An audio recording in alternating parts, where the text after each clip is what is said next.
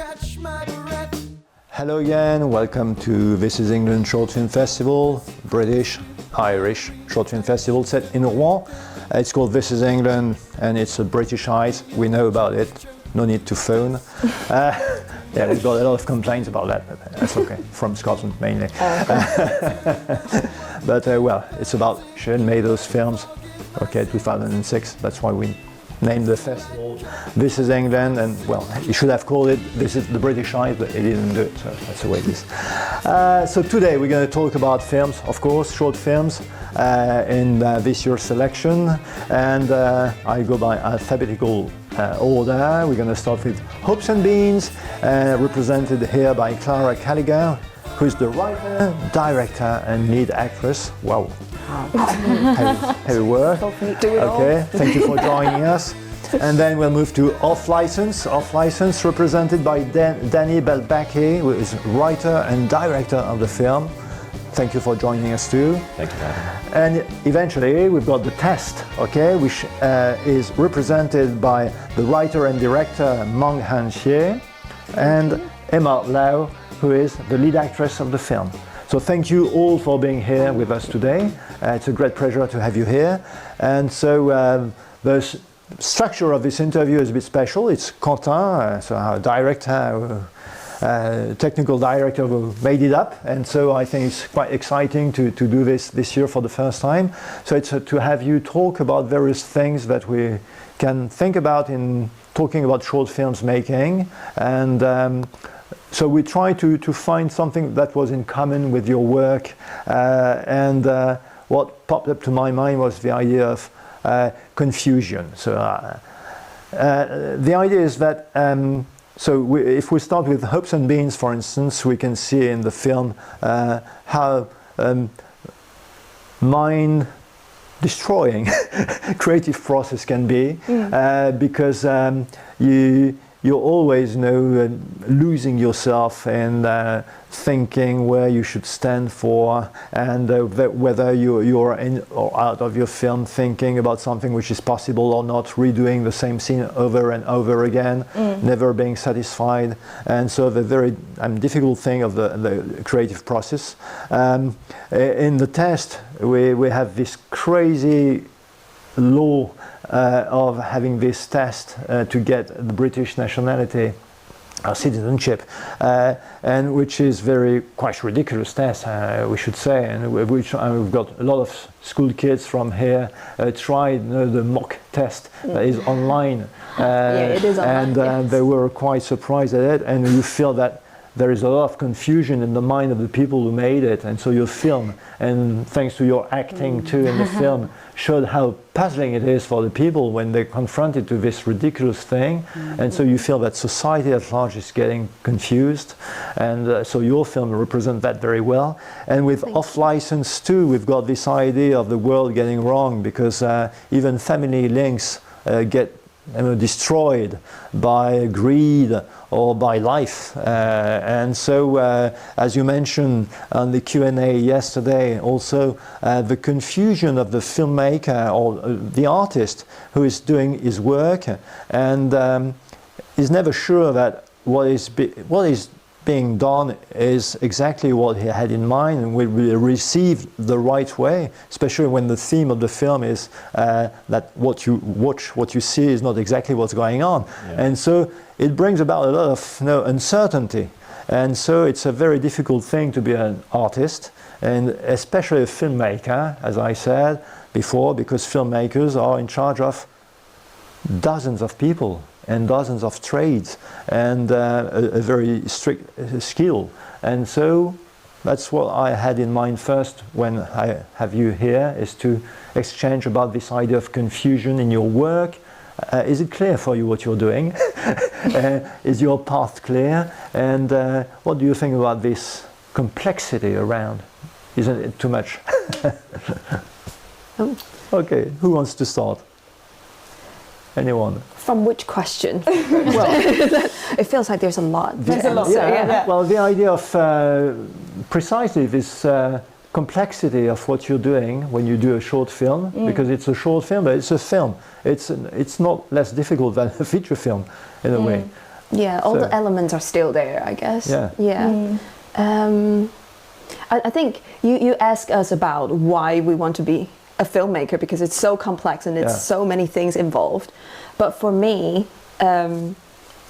like what I love the most being a filmmaker is working with talented people. Is like when I work with like my crew and then they elevate everything. Like you have something in your head and then you talk to people about what you're thinking, you give them some reference and then they all come together and put their expertise into it and then they make it so much better. Like the cast as well, like come on board and then just deliver the performance that just make the whole thing make sense, if it makes sense. Yeah. So I think going onto a journey with a group of talented people is something that I love the most as a filmmaker. Yeah. If it makes sense. So yeah, so that's what it's. So trust is very important. Trust is obviously very important. Like having the right crew and cast is probably one of the most important things, really, because it's such making a film can be so difficult if you're with the wrong people. But if you're with the right people, it's so enjoyable.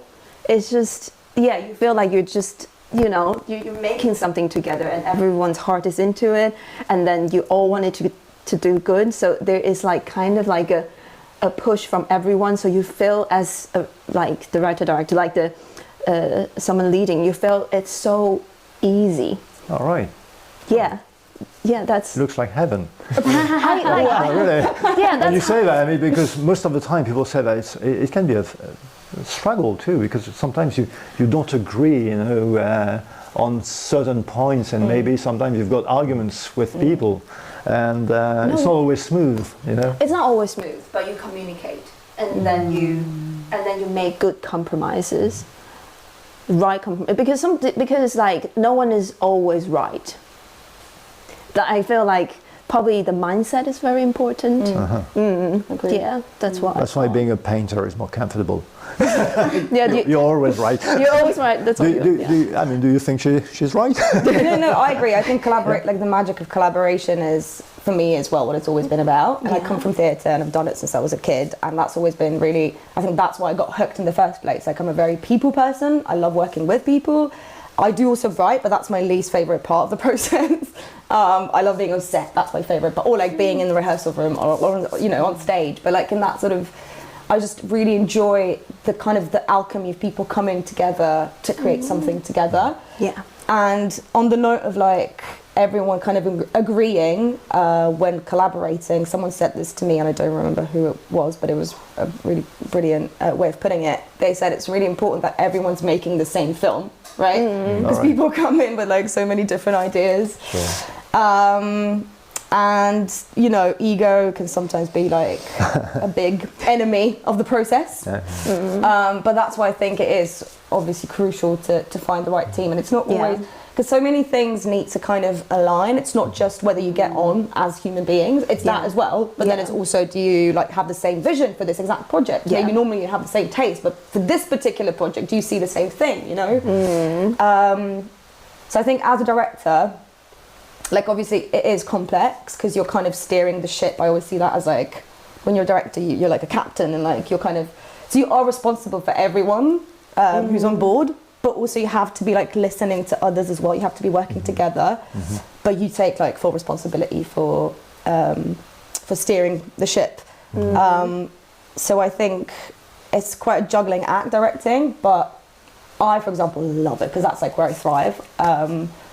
And I love the chaos of it, and every every kind of creative process is always a roller coaster, and you go through these states of confusion, as you said, of like, what the hell am I doing? Why am I doing this? Is this going anywhere?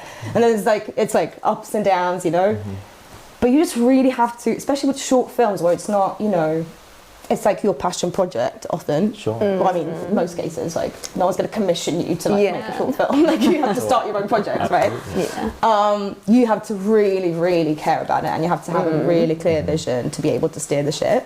Yeah.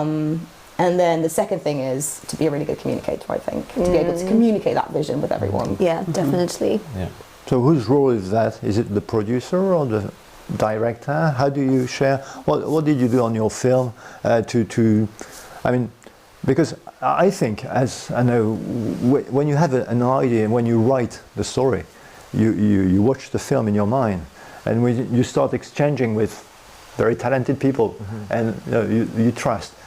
The project you had in mind will slightly shift, will change slightly, and so when do you feel that okay, I accept the change very easily, or when do you feel that it's compromise, and so you feel if I had more money, if I had more time, if I had more people, it's too bad, I would have done something different, or so that's also the idea of accepting your project to change. So did you have that problem on off license, for instance? I think I just wanted to just add to what these great filmmakers were saying, that of course filmmaking is a collaborative enterprise. It's not as solitary as maybe painting, but at the same time, in my experience and from my background, I believe that filmmaking is quite a privileged sport, and I've in my kind of short filmmaking career thus far,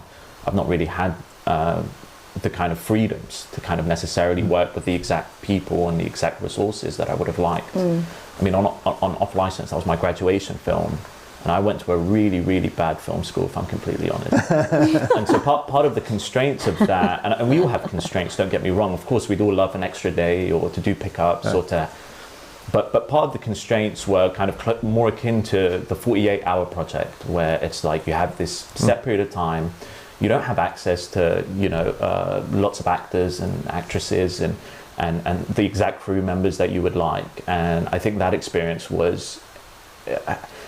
has shaped kind of my voice thus far. Coming into filmmaking, I was initially an actor, and I was represented by an agent, and I was constantly getting these parts for terrorists. I was getting terrorist roles a lot. Hijacker number 8 and what have you. And at a certain point, I figured, you know what? Actually, instead of reading these scripts and having to audition for them all the time and not get the part, by the way. Build your own house. Yeah, exactly. So I started to write my own thing, and my agent was completely against it. So, really? Yeah, I've had a lot of these kinds of obstacles. I mean, we all have our obstacles, so I don't want to make it seem like mine are, worse than others. But I think part of my agent essentially said, if you want to go to film school and make your films, then we can't be together. And I said, well, so be it. And so it's been quite intense. And so my mentality my approach to filmmaking has been very much by hook or by crook. And so that's what happened on Off License. It's funny because the film is about this sort of confusion, or this, you can't believe what you see.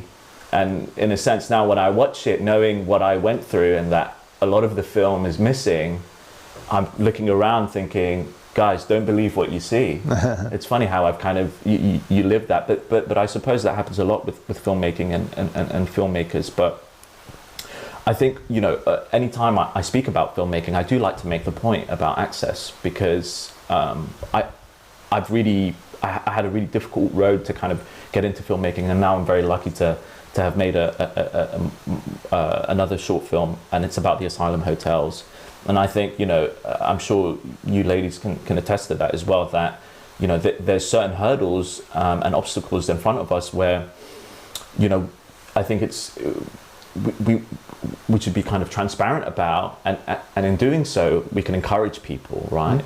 Yeah. When I'm at Q&As and stuff on panels, and people say, oh, how'd you get into filmmaking? Or what advice would you give? I often find that other filmmakers keep saying, it's really hard. So, it's really, really hard. And I feel like a lot of that is like disincentivizing new voices. And that really frustrates me, because of course it's hard. Anything worth doing is hard, right? But at the same time, I would like to think that, we ought to find practical ways to support people and help them get into it as we did. I mean, I had a bad time, and so that's why I care more about people getting into it. That's my perspective, I suppose. And I do feel like, from my experience, when you're first starting out in the industry, like when you actually ask people for help, there are so many lovely people out there who will help. Yeah. And so many people who have had like a rough time, and then they'll like obviously want to kind of you know, help others who are like trying to like climb the ladder or whatever. So I think, you know, it's always good to, you always hear that it's really hard, this industry is really hard, and yes it is, especially if you don't have any like contacts and you're like starting from scratch. It is really hard, but it's like, it's what you said, it's like anything that's like worthwhile is going to be hard, but there are really good people out there, like it's not all just like hostile. So I think it's also good, you know, to keep reminding yourself there are good people out there. For sure. You know, just ask for help. So you all got through schools, I mean cinema schools, before you started working in cinema? No, No? I didn't. No? Yeah, I mean, I did. Yeah, I think. Where was that? In Taiwan or in England? In the UK. In the UK. You know, earlier in the young audience student screening, actually someone asked me this question. You know, in terms of like getting into the industry, and I was quite honest at the time as well, because I came from Taiwan. I wasn't born in the UK, and so I went to the UK 8 years ago, and to study a master's degree in film directing. All right. And I did think without that degree, I wouldn't know, because I didn't know anyone. I don't have any family or friends in the UK. I wouldn't be able to have the first sort of like stepping stone into the industry. That's what I thought. But you are also right. I feel like if you're willing to reach out to people, I feel like cold calling is really difficult. It is still very difficult. But like you never know, there will be like someone like responding to you and, you know, talk to you about, you know, like answer your questions and stuff. There is still very like because I'm now actually in this program between Directors UK and Screen Skills, and I have a champion, a mentor basically, Claire Taylor, and she's just the most generous person. Like she's already like, you know, regularly directing high-end TV and stuff, and she just like brought me under her wing. So yeah, sorry, I feel like I didn't say her name clearly. Claire Taylor. Good. My champion. And yes, and I just feel like I benefit so much from it. I just wanted to add to that as well, which is that I think, you know, when we're talking about, you know, climbing up in the industry, it's also all about like what your goals are, I suppose. And I think, I mean, for a lot of people, they do want to really kind of it'd be a dream come true for me to, you know, work at a really high level and make my feature films and have that creative freedom. But also what I really want and what really keeps me going is just being able to make my work right now, you know, even if it's in short form, as, you know, just to express my ideas. I think for me, that's what it's all about for me. It's not necessarily about festivals and awards. I mean, that would be amazing, but I'd probably be doing it regardless. And I think, you know, it's kind of about what you want. I think the disappointment often comes from maybe wanting something that is really difficult to reach, and that is maybe a little bit in some ways superficial. And then when we don't reach it, I suppose it could be quite, you know, heartbreaking. But then I suppose, you know, filmmaking for me is also about having a documented expression of something that is close to my heart, or that I care about, that my crew cares about. So I suppose it's also about one's goals, I think, and that's really important. If your goal is you want to have something to show your family and your friends and something to leave behind, then, you know, filmmaking is for everyone. And well, difficult, but I do think you really have to love the process. Not just like hope for some sort of like fictional outcome someday. You really have to love, because it is like, it requires so much time and energy, and like, you know, you have to come up with like all this money like out of thin air, and you have to like find a team who like believe in your idea as much as you do, and like it does require a lot of time and energy and effort, but if you love it, that is so worth it. You know, you said earlier, like, you said something like, I don't see why anyone would want to like make films or something like that. Whereas I'm like, I don't see how anyone can like not want to make films, right? It's so addictive, I think, once you like actually get hooked on it. It's just such a beautiful process. But I think it's also precisely because it is so collaborative, because you can't do it on your own. And that's what's beautiful about it. And then, you know, obviously you have to make compromises, going back to what we were talking about earlier, because there's never enough money, there's never enough time. You know, you have something in your head and it's never going to look quite the same. So it is also, I don't know, there's something in there that's like even bigger than just the process of like making the film. It's like, I don't know, also learning how to be human and, you know, interact with humans and just make maybe something too together. there is a more democratic. Sorry? There is a more democratic, I would say, heritage in British filmmaking compared to France, because you've got Really? much. I mean, you've got a huge number of training. I mean, every university has its audiovisual department, which is not the case in France. Okay, in France, if you want to study filmmaking, you need to be one of the top students in very demanding things in mathematics or literature, and then you would get to very prestigious schools. So very few people can get there, and most often people from no very wealthy background or with a Nepo babies. kind of no intellectual heritage behind. And so when you're working class or when you're from immigrant families, it's very rare that you can get access to those things. It's changing because now you've got politics decide to think about it, and you've got policies in some places to try to push people to do things. But the fact is, there is a tradition in British cinema too. You mentioned the 24-hour project, to make a film in 48 hours. It reminds me of the what they call the quota quickies during World War II. When American films were destroying the British film industry, and so they decided that they would have a quota of British films screened in English cinemas. And the fact is, most of the time there were kind of fake production companies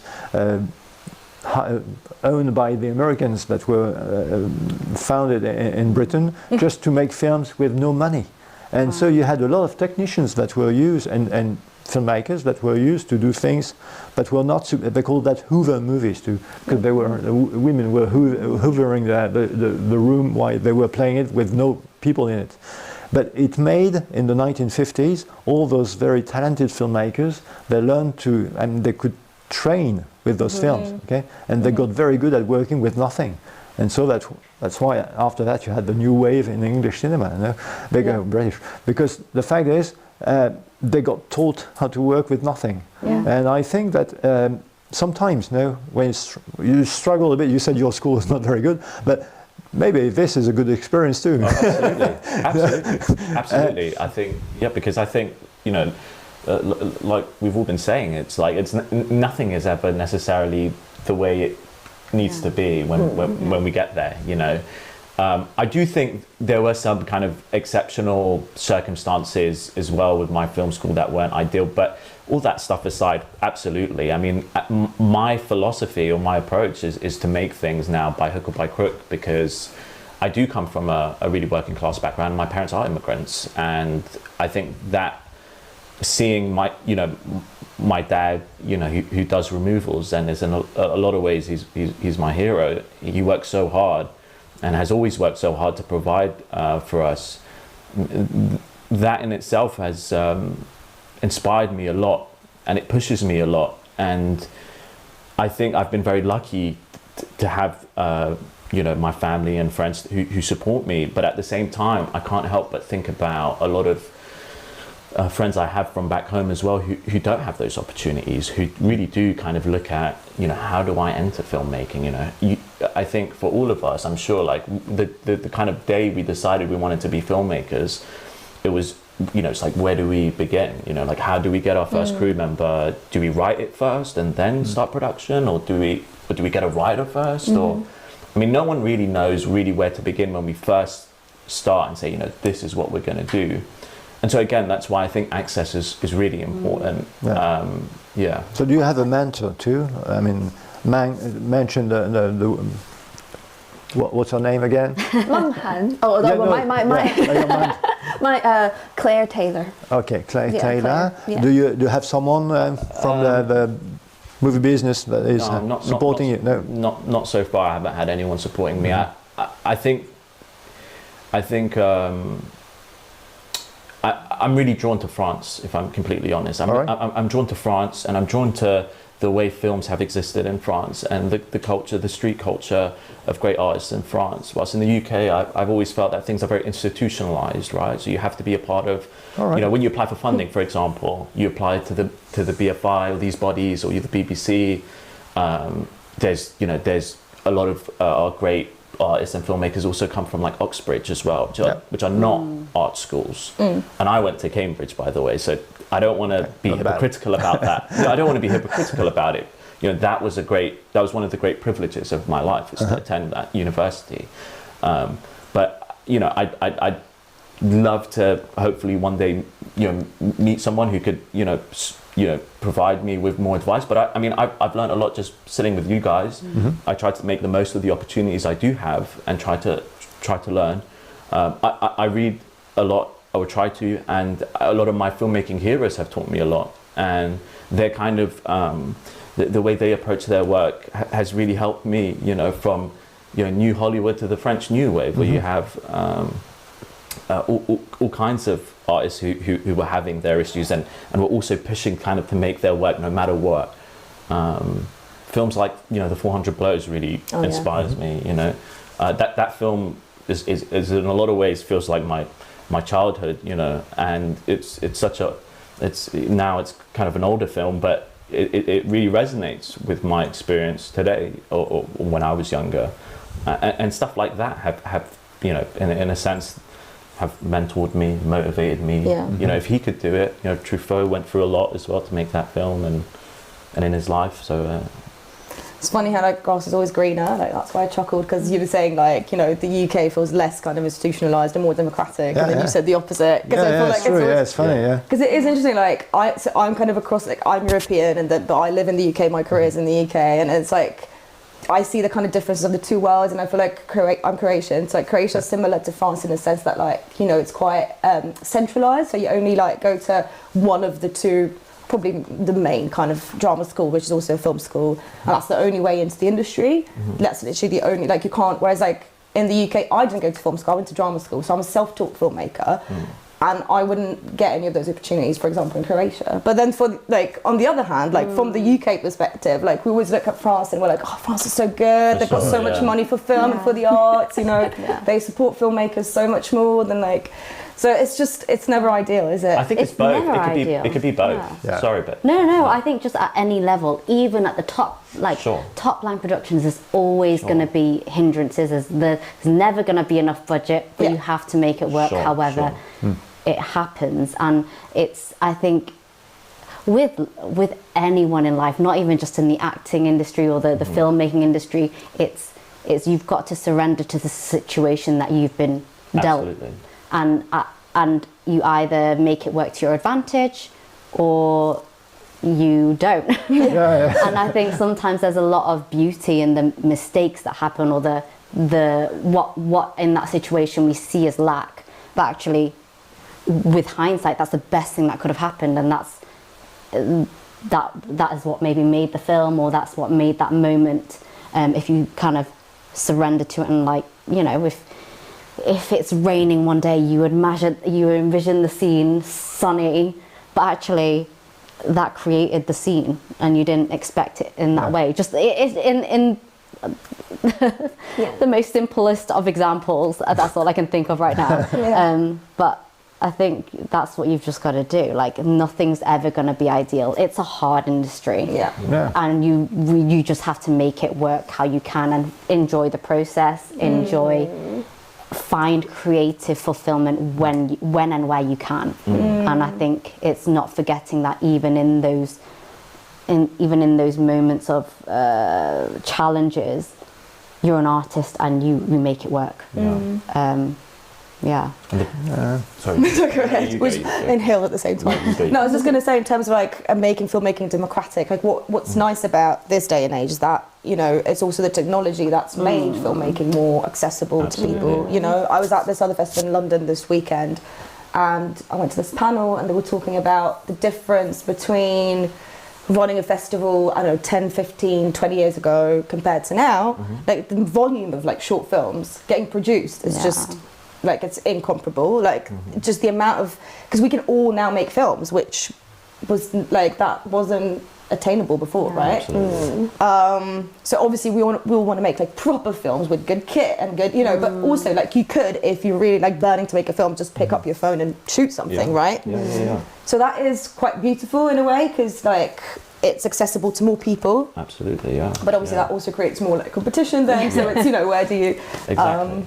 And that's why I say it could kind of like be both. Yeah. You know, I completely get what you were saying about how in Britain it's more democratic, and absolutely the technology has made it more accessible than ever, right? But I think both are true in that, you know, I'm sure you guys have experienced it when we're looking for funding. There's only, you know, a few funding bodies. You know, they're quite oversubscribed, and everyone's applying for them. But the saving grace in all of it, as you guys have already said, are the people. You know, because I think our collaborators just can inspire us, motivate us, push us. You know, if you have one other person who shares your kind of vision or shares your commitment to tell the story, then that can go such a long way. And that exists here, and that exists in the UK. You know, don't get me wrong. I don't want to come across like because I'm super grateful for everything that the UK has offered me and my family growing up there, and I'm very proud to be British.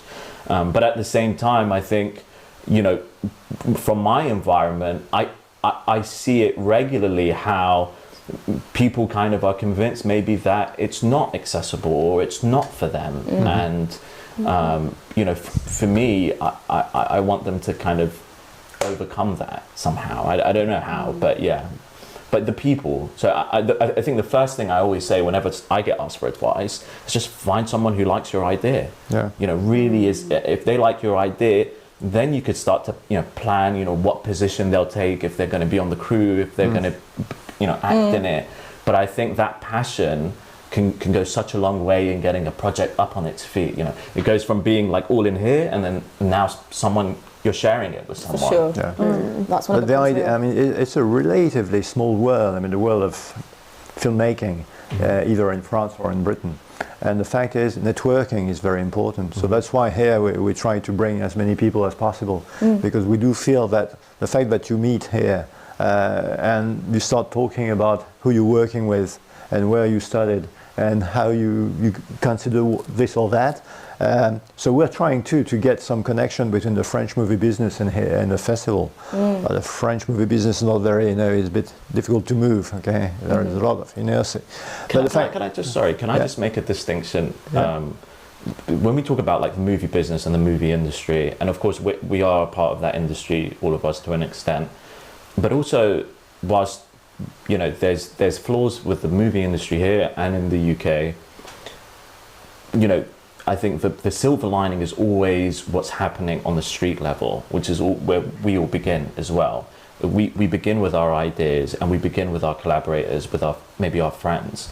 And here and in the UK, there's so much passion for that. And I think, as you know, as flawed and as you know, difficult as the industry is, for filmmakers and actors, of course, you know, it's still, you know, walking around Paris, I had like a Super 8 camera with me, and so many people wanted to talk about it, and it was just great. And I just felt like, you know, I made so many friends, and those are, you know, those are the people that still get me going. That I try and remind myself, like, no, this is also, you know, all that bad stuff aside, which I know I'm experiencing anyways, we have to, you know, those obstacles exist for us, but there is this other side to it where it is fun, where it's for us, where it's very democratic, it's for the people, you know. Yeah. But you mentioned fundings in Britain. So here in France we've got regional bodies in charge of funding films at the regional level. So here the region Normandy, for instance, there is on Wednesday we've got a day about film music, and it's organized by Normandie Image, who's in charge of this for this region, and they receive, it needs to be a co-production, you know, and with a producer from Normandy too, but British film producers can try to get in touch with a producer from Normandy, and so they can ask for a funding by the region, okay? And so they need to spend money here, okay, to do shooting and stuff like that. But the fact is, we're trying to get connection between both worlds, because I think that, as you said, there are very good things in the British system, which is quite different from ours. But we've got good things here too. As you said, a lot of help. But help is not always given to everyone, and it's always a bit complicated. But the fact is, if we manage to bring the two worlds together, that could be very interesting for everyone, because both systems have got their good points, and so if you combine both, that could be good. Speaking of networking, at this festival last year when I was here with my previous film, I met a wonderful producer who is British, but he does a lot of work with like French co-productions as well. And he was the one who kind of like opened that world for me like last year, where I was like, whoa, you can do that? So just like, it was, after a screening, we went to a bar and like we all kind of just mingled, made this great connection. And he like, it was just so informative because he's really experienced, and like he just told me about these things and about the regional funding in France, and that you can, fund films by doing co-productions and stuff. So it's, again, festivals, it's just like meeting other people and just having each other's back. I mean, you're doing what you're talking about. I think you are bringing them together. That's what we're trying to do. Sure. Because we know that's what you need to do. I mean, and we do things in favor of filmmaking, but in favor of cinema too. I mean, just when you see all the kids in the screening rooms in the morning, I mean, they don't have to do it, teachers are not supposed to, they should be doing their lessons in their school, but they bring their kids there, everybody does the effort to do it, to try to get the kids out of school, have them watch something which was made by people, and why did they do it, and what was the purpose, and what do they think about it, and so see that, okay, you can think. Make them think, that's the idea there, okay, to think by themselves, and thanks to you. So, Quentin, is the boss here. When he says okay, it means that we've had enough. So, thank you very much. I really appreciated what we had there. And so the day is not over, but it's not recorded. Okay. So Quentin, what do you think about that? Send me a video. No, it's not great.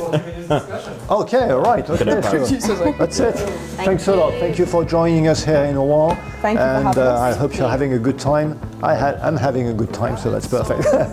Cheers. Nice discussion, and I think the format of like having directors and like the creatives together is really fun. Yeah, it's good. Okay, we'll do that again. Thank you, Quentin. That's just my opinion. No, I share it. I think it's great. Good. I think it's great. Yeah, I want a one-on-one next year. Yeah. Spotlight. Ball and chain.